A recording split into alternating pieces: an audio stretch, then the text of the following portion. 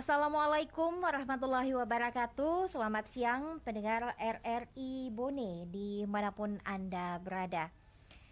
Di Lintas Bone Siang untuk edisi siar hari Rabu 14 September 2022, saya Sri Ulfa akan hadir menemani Anda hingga Lintas Bone sore nanti. Dan mengawali Lintas Bone siang hari ini, kami hadirkan dialog RRI. Dan nanti Anda juga boleh berpartisipasi melalui telepon kami di 0481214444 atau bisa juga mengirimkan pesan WhatsApp Anda di 082393864445. Pendengar, dalam upaya membumikan dan meningkatkan kecintaan serta memahami isi dari kandungan Al-Quran, Kementerian Agama sebagai lembaga yang mempunyai tugas di bidang pembinaan dan mempunyai peran penting dalam memberantas buta aksara Al-Quran. Dalam hal ini dilakukan oleh penyuluh agama Islam. Nah, dalam kebersamaan kita hari ini di Dialog RRI, kami mengangkat tema pemberantasan buta aksara Al-Quran bersama Bapak Harsulia SAG selaku penyuluh KUA Kecamatan Tanetiriatang. Assalamualaikum, Pak. Waalaikumsalam. Gimana kabarnya, Pak? Alhamdulillah. Alhamdulillah. Nah, pendengar, berdasarkan survei, ada 2 survei yang ada. Salah satunya adalah survei dari Badan Pusat Statistik BPS di tahun 2018 menyebutkan buta huruf Al-Quran itu persentasenya tinggi, sekitar 53,57%. Dan survei yang lainnya menyebutkan angka buta aksara Al-Quran di Indonesia mencapai 65%. Nah, Pak Ustadz, angka ini kan sangat tinggi ya. Tinggi.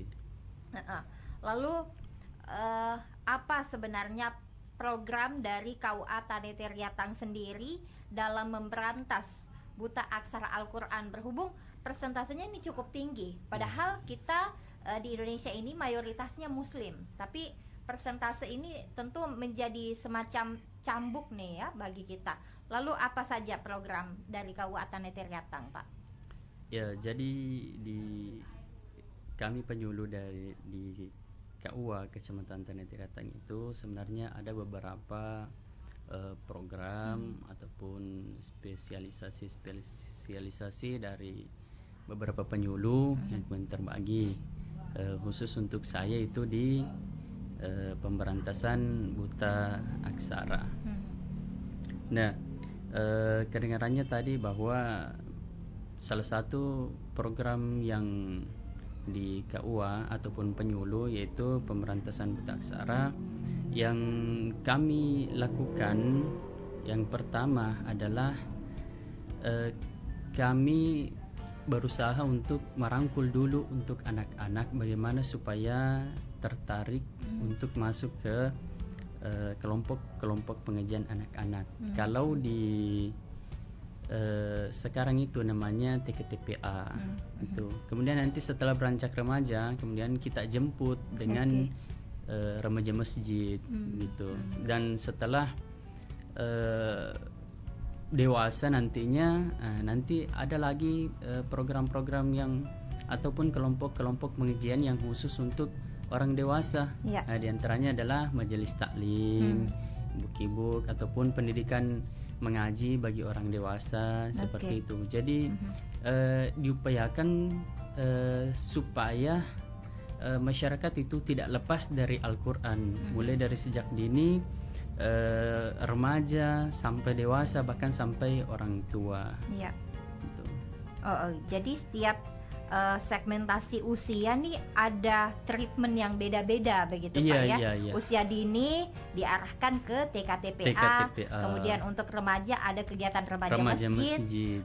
Dan dewasa ada majelis taklim. Sampai saat ini untuk binaan dari Tani Teriatang sendiri masih aktif Pak ya? Alhamdulillah masih aktif. Jadi termasuk TKTPA-nya alhamdulillah, apalagi ada berapa TKTPA Pak untuk Tani Teriatang sendiri? Di Tani Teriatang itu setiap kecamatan, setiap kelurahan itu semuanya memiliki TKTPA. Bahkan dari beberapa penyuluh juga memiliki binaan-binaan khususnya untuk TKTPA. Terlebih lagi apalagi sekarang didukung dengan Kementerian Agama yang kemudian membuka naungan untuk menaungi untuk TKTPA. Kemarin kan tahun-tahun kemarin hanya BKPRMI.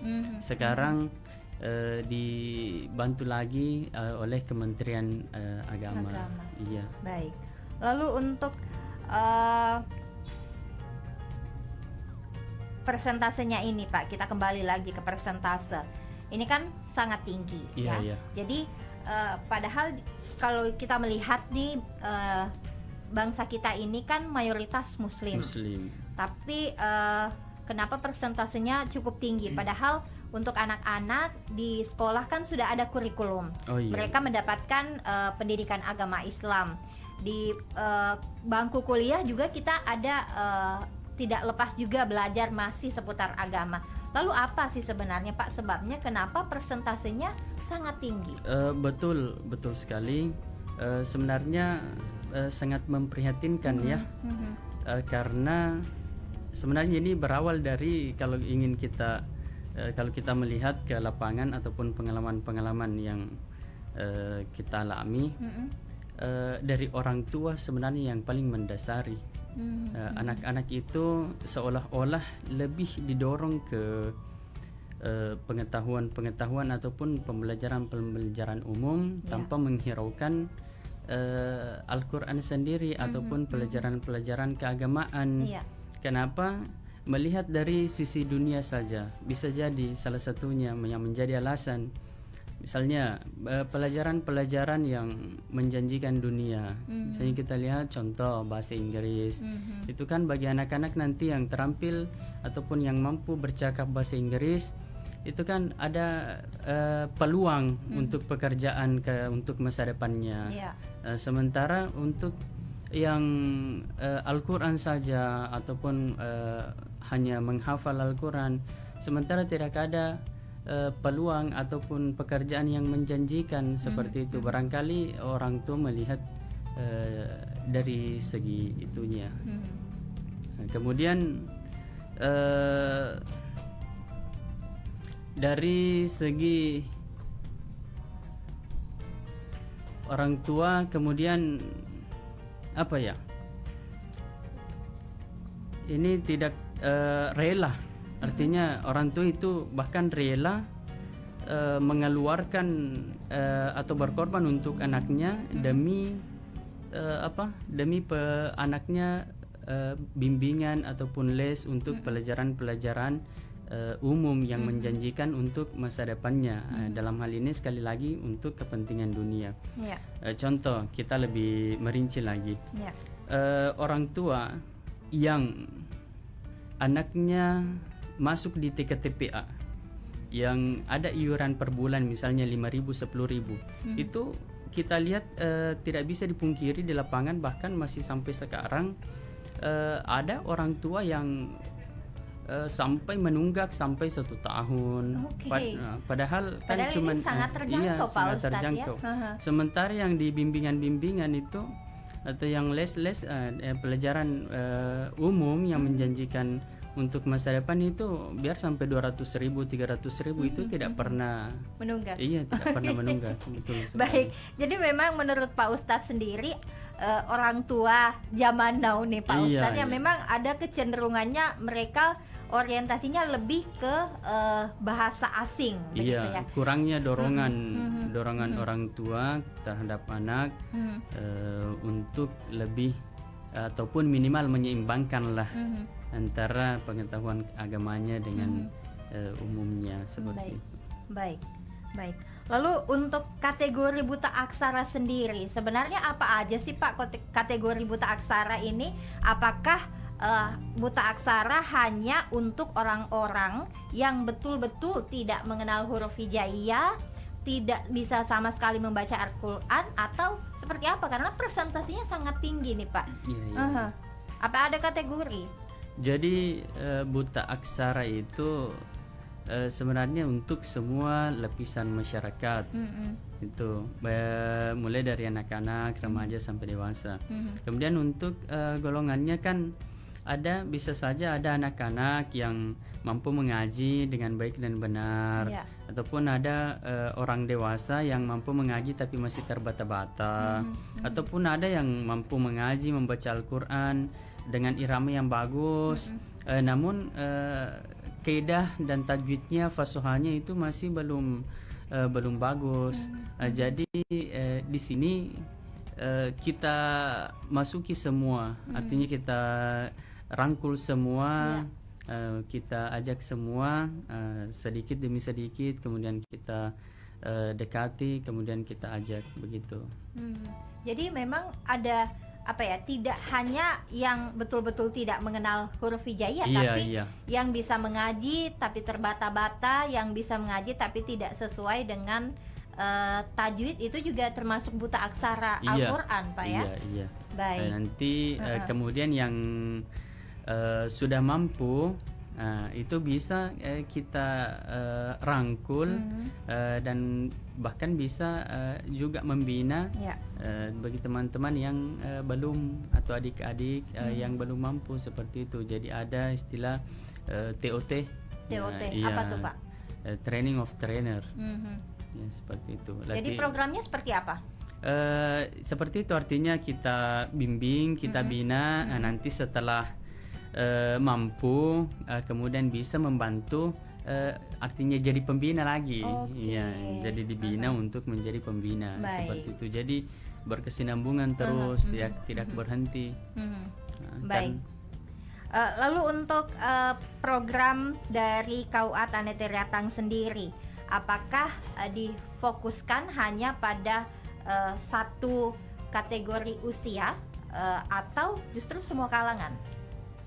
Karena kita tidak bisa pungkiri Pak ya, bahwa usia dewasa pun masih ada yang buta aksara Al-Quran. Betul. Jadi semua, semua kalangan, artinya semua kalangan di sini, mulai dari anak-anak, kemudian apalagi remaja. Tidak bisa dipungkiri anak-anak itu ketika sudah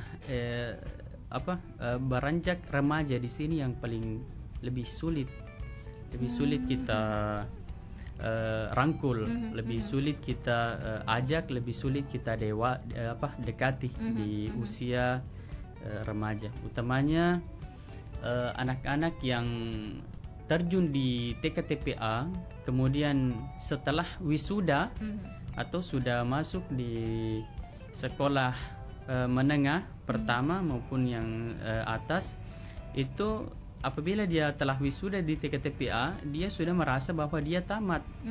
Akhirnya dia selesai dan sudah merasa malu lagi untuk terjun lagi, untuk lanjut mengaji lagi, untuk pengajian lagi. Ini yang paling sulit. Ditambah Al-Quran itu sudah tergantikan di tangannya dengan gadget, dengan Android, HP itu.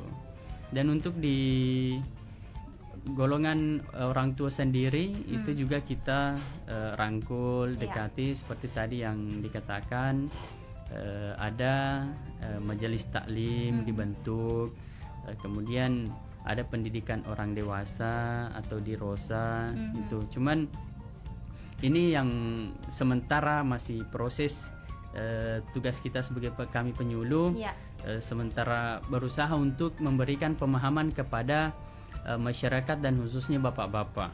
Karena masih banyak yang mengira bahwa majelis taklim itu untuk ibu-ibu saja. Padahal majelis taklim itu adalah tempat bagi orang-orang yang ingin menuntut ilmu. Makanya tidak bisa dipungkiri, kita lihat jangankan di di Kabupaten Bone, tapi di Indonesia itu majelis taklim diisi dengan ibu-ibu karena adanya pemahaman yang seperti itu. Padahal majelis taklim itu bukan. Majelis taklim itu adalah untuk orang-orang siapapun yang ingin belajar dan menuntut ilmu, khususnya ilmu untuk keagamaan. Baik. Lalu usia berapa sih sebenarnya Pak Ustadz yang idealnya memperkenalkan Al-Quran? Karena tadi Pak Ustadz menyebut bahwa usia remaja tuh usia yang paling sulit untuk dirangkul kan. Lalu usia berapa yang ideal untuk memperkenalkan Al-Quran? Kemudian idealnya juga nih sampai usia berapa? Idealnya itu lebih mudah, artinya semakin asal sudah bicara itu lebih bagus langsung diajarkan Al-Quran. Sejak dini Pak Ustadz ya? Tidak apa, barangkali saya sebut ada tempat mengaji di Kabupaten Bone itu, termasuk guru kami. Itu kalau beliau mengatakan asal sudah mampu sebut papa, mama, sudah bisa sebut itu dua kata, maka tolong bawakan kepada kami nanti, karena itu lebih mudah walaupun kelihatannya susah, tapi itu lebih mudah cepat melekat, menyerap gitu ya. Dan sudah banyak memang sudah banyak anak-anak yang di usia dini itu mampu menghafal Al-Quran bahkan di usia dini. Ustaz Hadi Dayat lagi bahkan mengatakan semakin mudah anak-anak, semakin lebih mudah untuk diajarkan tentang Al-Quran. Seperti itu. Baik. Lalu untuk kendala dan tantangan tentu di lapangan ada Pak Ustadz ya. Kita tidak menutup mata tentang hal itu. Lalu kemudian apa saja kendala dan tantangan yang ditemui oleh penyuluh dan apa solusi dari kendala dan tantangan yang ada Pak Ustadz? Kendala dan tantangannya ya. Iya. Kendalanya itu pertama, adanya ataupun anak-anak yang mengaji ataupun belajar membaca Al-Quran, tetapi tidak terlalu memperhatikan ini kaidah tajwidnya, panjang pendeknya, fasohanya. Itu saya sebagai penyuluh dan khusus untuk di spesialisasi buta aksara itu banyak sekali mendapati anak-anak yang seperti ini. Dan saya katakan lebih mudah mengajarkan anak-anak dari nol, artinya anak-anak itu sama sekali belum tahu huruf, dibanding anak-anak yang sudah pintar mengaji tetapi kaidah tajwidnya atau fasohanya itu salah, panjang pendeknya salah. Itu lebih susah karena kita mau merubah. Sementara di anak-anak itu apa yang diajarkan pertama sekali itu yang langsung melekat di kepalanya, itu yang langsung melekat di ingatannya. Makanya susah untuk dirubah. Nah, itu baru dari membaca Al-Quran, apalagi kalau menghafal ini. Kalau ada hafiz yang mendengarkan, saya rasa setuju dengan pendapat ini. Apa yang pertama sekali dihafal, jika saja hafalan itu yang kita hafal atau ada ayat yang kita baca kemudian ternyata salah, ada panjang pendek yang salah, ada tajwid yang salah, tapi itu sudah terlanjur kita hafal, maka sulit sekali untuk merubah. Seperti itu. Baik, lalu solusi yang ditawarkan oleh penyuluh dari KUA Tanete Riatang apa saja Pak Ustadz untuk menyelesaikan kendala dan tantangan yang ada? Solusinya yang pertama di anak-anak kita memperbanyak pertama kita kan penyuluh ada beberapa, itu kita menyebar dulu di kelurahan-kelurahan, kemudian sedikit-sedikit kita bentuk. Kalaupun ada anak-anak yang belum dirangkul atau belum terjangkau atau belum masuk ke TKTPA, nanti kita buatkan kelompok pengajian sendiri, seperti itu. Kemudian di usia remaja juga kita berusaha untuk bagaimana supaya mau masuk, mau dekat dengan kelompok-kelompok remaja masjid. Itu kita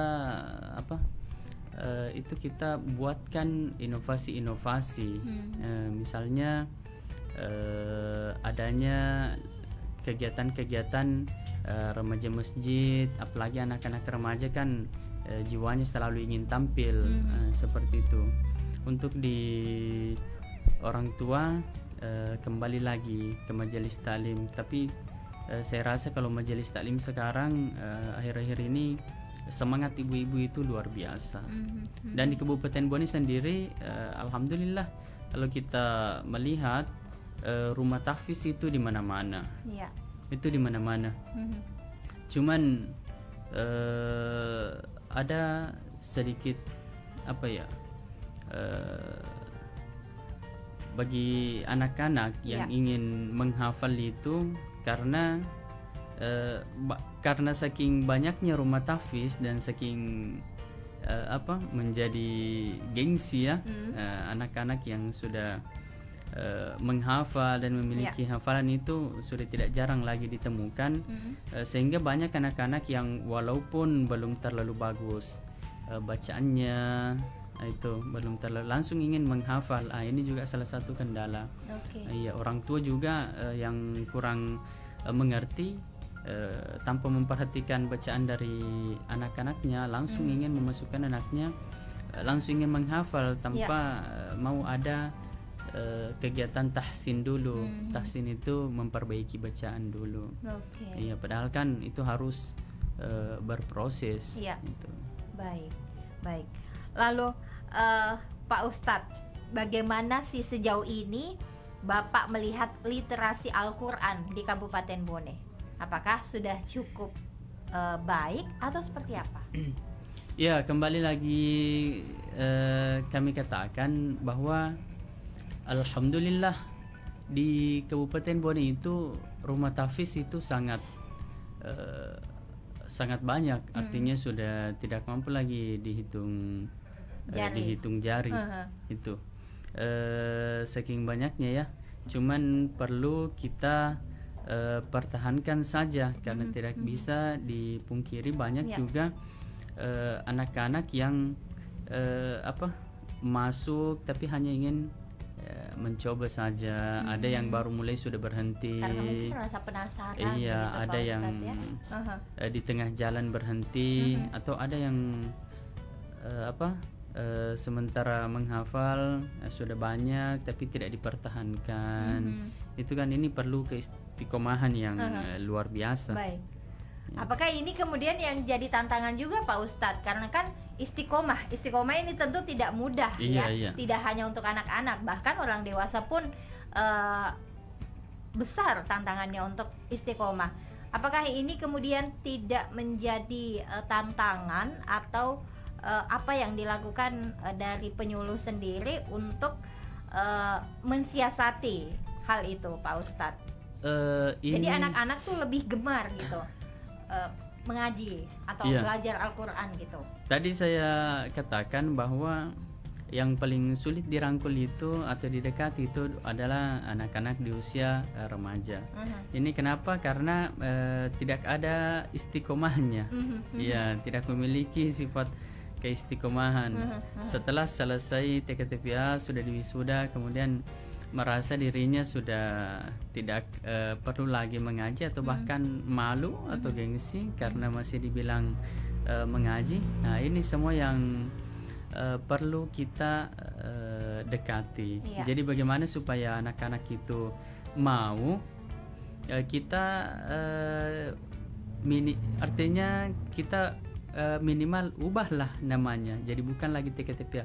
Kalau di zaman saya dulu itu kita anak-anak di usia sampai kelas 2 SD itu TKA. Nanti di usia kelas 3 sampai kelas 6 itu TPA. Ya, nanti di usia MTS, SMA itu namanya TQA. Ta'limul Qur'anil A'la. Jadi tetap lanjutannya. Sebenarnya sama, tetap mempelajari kaidah-kaidah ilmu tajwid, materinya juga sama. Cuman namanya kita ubah.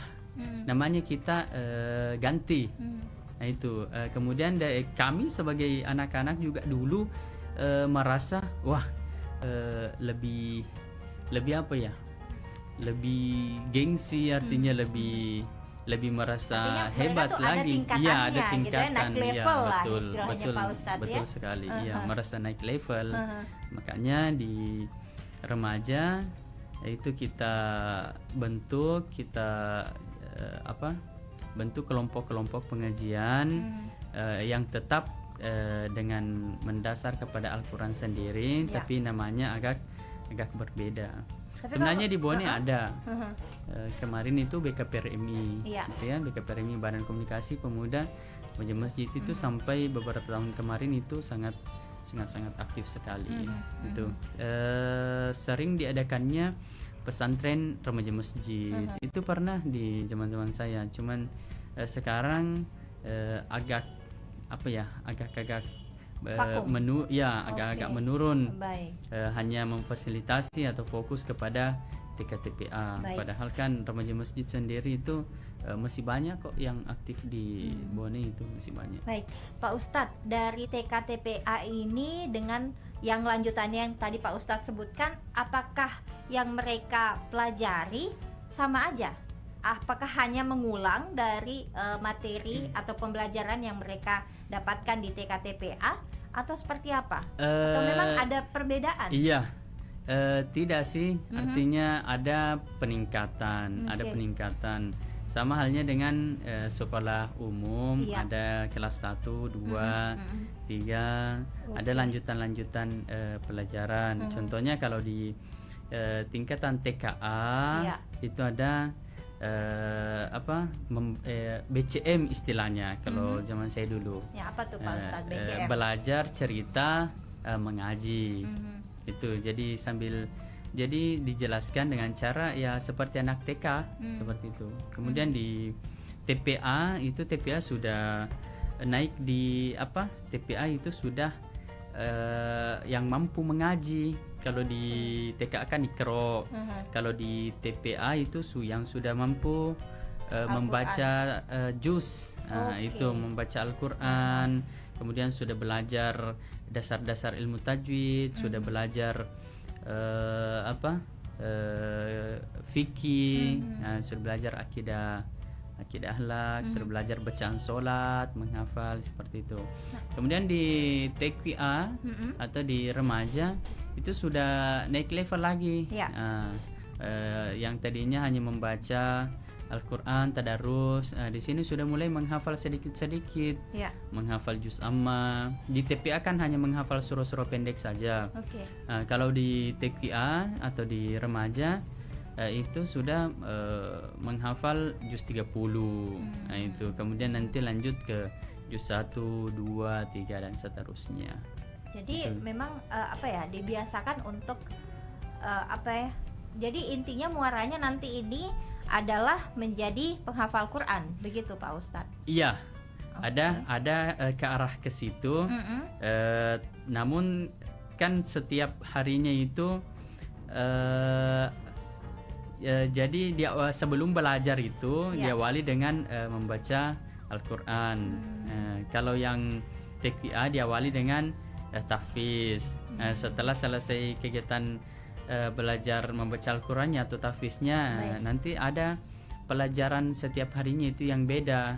Ada ayat-ayat pilihan, ada bacaan sholat, ada amalan-amalan ibadah sholat, ada doa-doa dan adab harian. Jadi nggak ngaji tok tidak ngaji aja toh Pak saja, Ustadz ya. iya, Oke, makanya, baik. iya. Baik. Nah, pendengar, nanti kami tunggu juga telepon Anda di 0481214444. Bisa juga kirim WhatsApp Anda di 082393864445 atau berkomentar langsung di Facebook, di kolom komentar Facebook LPP RRI Bone yang kami siarkan langsung saat ini. Tapi sebelum itu kita akan jeda dulu. Pendengar, kembali bersama kami di Dialog RRI bersama penyuluh KUA Kecamatan Tandete Riatang, Bapak Harsulia SAG, dengan tema kita hari ini adalah pemberantasan buta aksara Al-Quran. Jadi memang ironis begitu ya, Indonesia yang merupakan negara mayoritas muslim tapi buta aksara Al-Qur'annya cukup tinggi, sekitar 65%, dan survei yang satu menyebutkan 53,7%.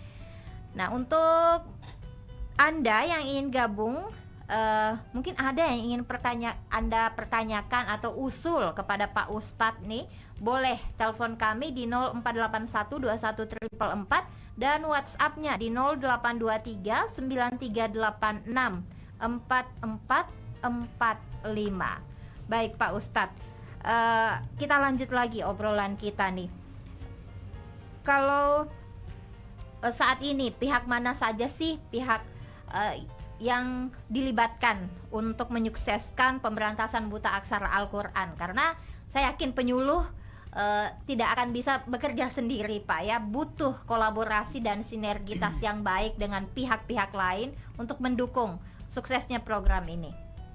Iya, jadi alhamdulillah sekarang itu masih ada dukungan Mm-hmm. dari pusat atau dari atas. Itu salah satunya adalah Kementerian Agama. Alhamdulillah 2 tahun atau 3 tahun terakhir ini juga turun dan mendukung program-program keagamaan. Di Kemenang itu ada PD Pontren. Ya. Apa tuh Pak? Itu pendidikan dinia dan pondok pesantren. Itu dia di situ sangat mendukung sekali program-program keagamaan yang dilakukan, entah itu dari penyuluh ataupun dari lembaga-lembaga rumah tahfiz. Itu semua didukung. Kemudian BKPRMI juga masih terlibat, masih mendukung. Salah satunya program-program TKTPA yang masih berjalan, masih sering adakan kegiatan-kegiatan munakish, kegiatan-kegiatan wisuda. Kemudian di organisasi lain juga ada, contohnya di Wahda itu juga ada pendidikan orang dewasa atau di Rosa. Itu dan banyak juga TKTPA yang masih aktif. Itu TKTPA, ada lembaga pengajian, ada rumah tahfiz, dan banyak. Baik. Kalau TNI Polri atau instansi lain adakah yang turut dilibatkan juga? Iya, jadi tetap bekerja sama dengan pemerintah setempat juga. Bahkan ada sekarang ada beberapa itu yang dari kelurahan yang bahkan memberikan intensif kepada guru mengaji. Iya, dari kantor kelurahan, walaupun sebenarnya ini belum keseluruhan. Tetapi dengar-dengar kemarin itu ada yang seperti itu. Artinya ini ada dukungan dari pemerintah setempat. Dan ketika ingin melakukan kegiatan-kegiatan kan, apalagi ketika baru mendatangi tempat ataupun masyarakat, kita pertama kali datang itu kan tentu harus didampingi dari Bapak Babinsa, nah itu atau Babin Kamtipmas begitu Pak ya? Iya, karena kalau kita datang sendiri itu lebih apa istilahnya terlalu berani ya, artinya terlalu beresiko. Nah, biasa masyarakat tidak langsung menerima seperti itu. Jadi perlu juga pendampingan dan butuh kerjasama dari semua pihak seperti itu. Baik. Nah, Pak Ustadz, ada stigma nih yang makin lama makin menguat di masyarakat bahwa belajar agama tuh terkesannya kolot, Pak Ustadz. Apalagi di era digital seperti saat ini, teknologi sudah semakin maju. Kenapa kita nggak belajar bahasa Inggris saja? Ini kan prospeknya kita kan ke depan. Nantinya di dunia kerja memang dibutuhkan. Sedangkan Al-Quran bagaimana Pak Ustadz? Stigma yang seperti ini bagaimana Pak Ustadz menyikapinya sebagai penyuluh? Iya, jadi betul pernah bahkan beberapa tahun kemarin itu stigma yang mengatakan bahwa belajar Al-Quran itu ketinggalan zaman. Iya, ketinggalan.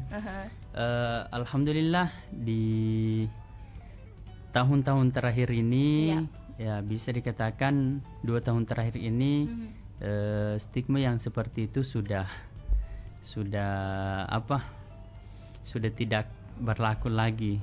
Iya, buktinya dengan dibukanya lembaga-lembaga ataupun rumah-rumah tahfiz di beberapa tempat, itu semua ataupun bahkan anak-anak antusias.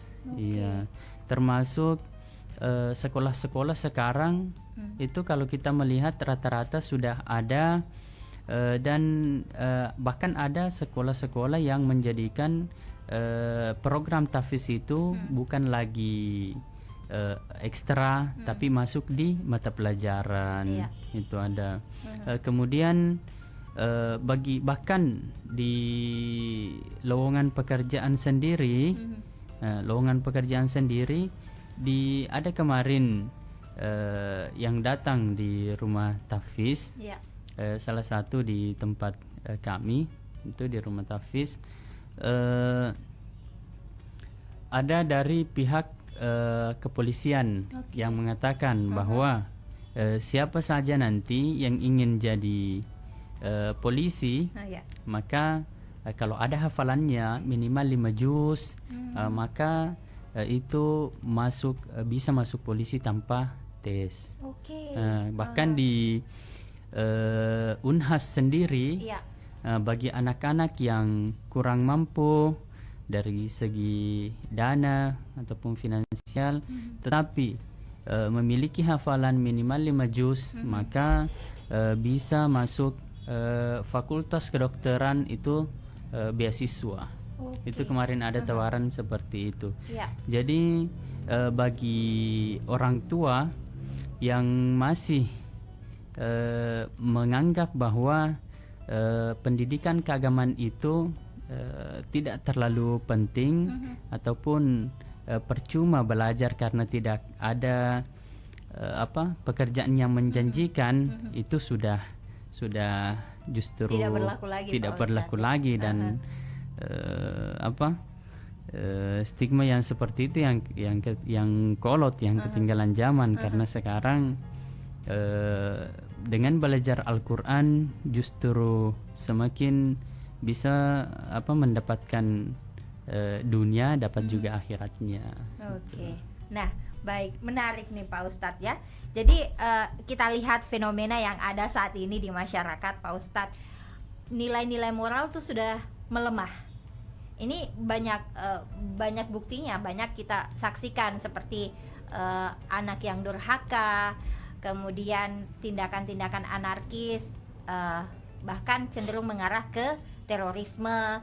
Nah, lalu Pak Ustadz sendiri melihat ini, apakah ini dampak dari kurangnya pemahaman terhadap Al-Quran? Karena kita kan sebagai muslim tahu bahwa Al-Quran sudah mengatur semuanya. Otomatis jika kita tahu, paham Al-Quran, kita akan jauh dari sifat-sifat seperti itu. Pak Ustadz melihatnya seperti apa? Apa benar karena kurang paham Al-Quran atau seperti apa Pak Ustadz?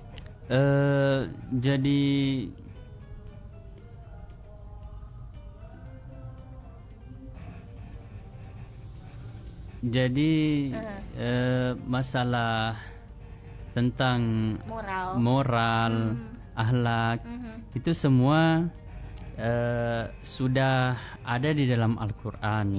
Tetapi bagi anak-anak, bagi yang usia remaja itu tidak boleh lepas dari pendidikan ataupun didikan dari orang tuanya. Tidak boleh lepas dari didikan dari gurunya. Semua ini berawal dari faktor lingkungan sih. Itu bagi anak-anak yang kurang dapat pengawasan ataupun perhatian dari orang tuanya, yang awalnya hanya sekedar coba-coba bergabung, mencoba-coba hal-hal yang berdampak negatif sedikit saja, itu yang namun tidak ada teguran, tidak ada pengawasan yang lebih.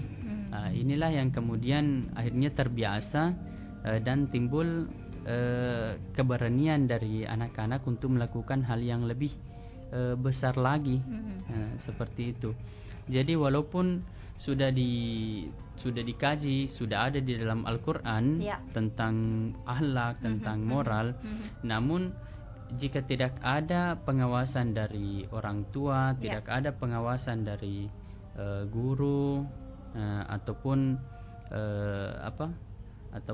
orang tua dan guru, maka anak-anak itu tetap artinya minim pengetahuan tentang ke arah hal itu, karena anak-anak kan lebih peka pendengarannya, itu perasaannya, dibanding ketimbang harus membaca sendiri. Jadi menurut Pak Ustadz, Al-Quran ini sangat penting begitu ya Pak Ustadz, untuk membentuk akhlak yang baik gitu Pak Ustadz.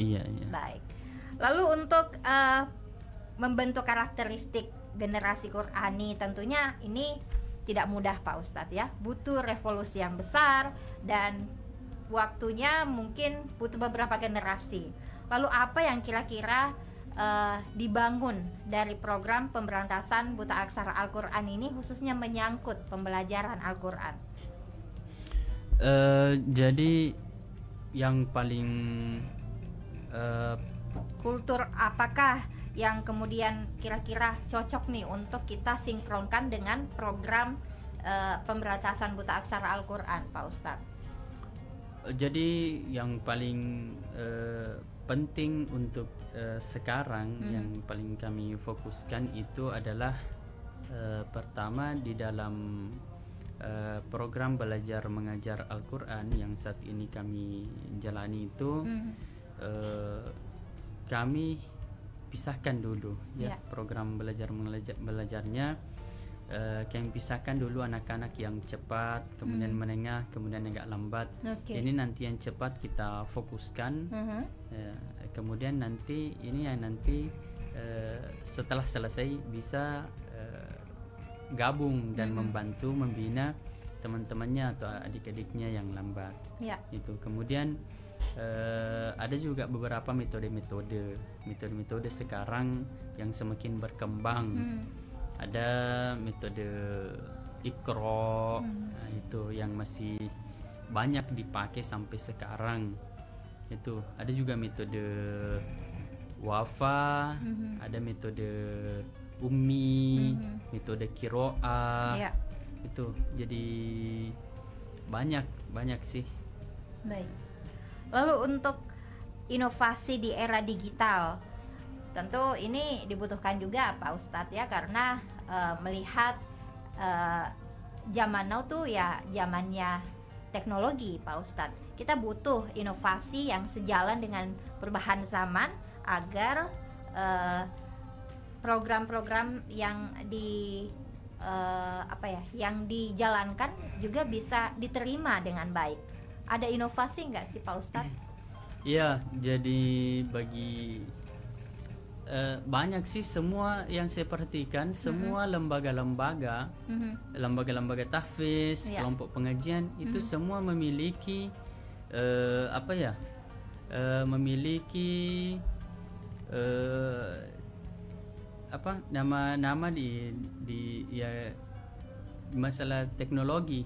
Contohnya saja di Facebook, semua ada namanya di Facebook. Kemudian di situ ditampilkan semua, di WhatsApp ada semua, bahkan ada kelompok yang khusus Rumah Tahfiz Kabupaten Bone. Misalnya dibentuk oleh Kementerian Agama, kemudian di situ semua naungannya dimasukkan di situ.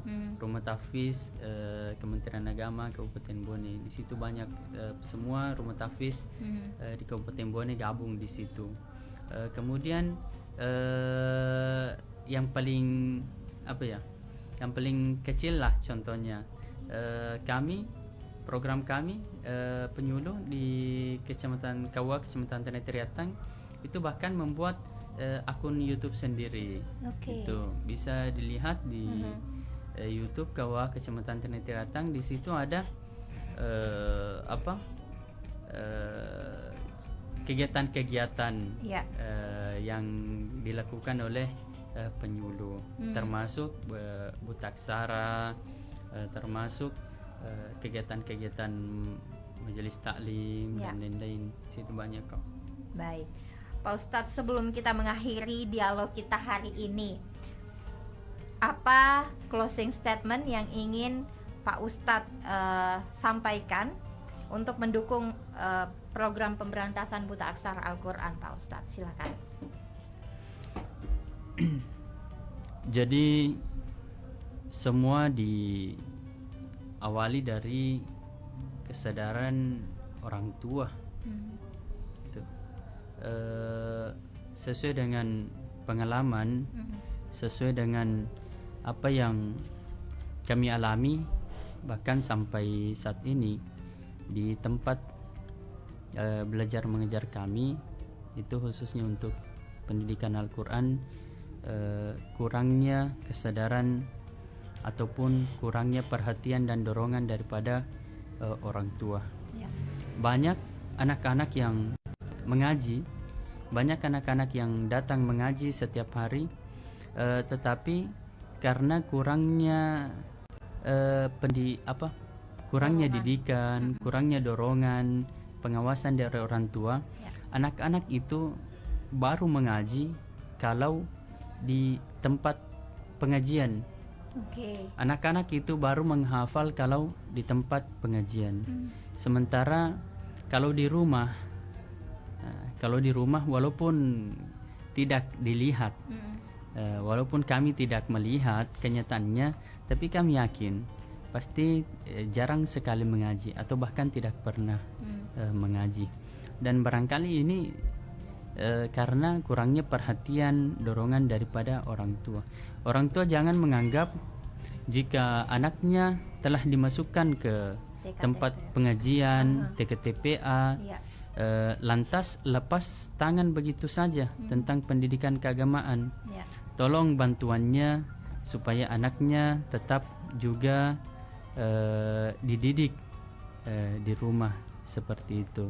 Jadi untuk membangun generasi Quran yang emas di masa sekarang dan akan datang, itu harus ada kerjasama antara guru di tempat pengajian dan orang tua di rumah. Jika salah satunya saja yang mau bekerja, guru saja, maka ini tidak akan jadi seperti itu. Baik, terima kasih banyak Pak Ustadz atas kesempatannya, sudah bersedia menyempatkan waktu untuk hadir hari ini bersama kami di Dialog RRI. Dan memang benar ya, bahwa untuk membentuk generasi yang Qurani itu tidak hanya tugas dari Kementerian Agama saja atau penyuluh saja atau guru agama saja, tapi orang tua punya peran yang sangat besar. Dan RRI juga adalah salah satu lembaga Pak Ustadz yang mendukung langkah ini dengan menggelar event tahunan PTQ. Baik pendengar, kita tuntaskan kebersamaan kita di Dialog RRI hari ini Rabu 14 September 2022, dan kita akan jelang warta berita olahraga, dinamika olahraga siang dari Pro 3 RRI. Saya Sri Ulfa pamit. Wassalamualaikum warahmatullahi wabarakatuh. Waalaikumsalam.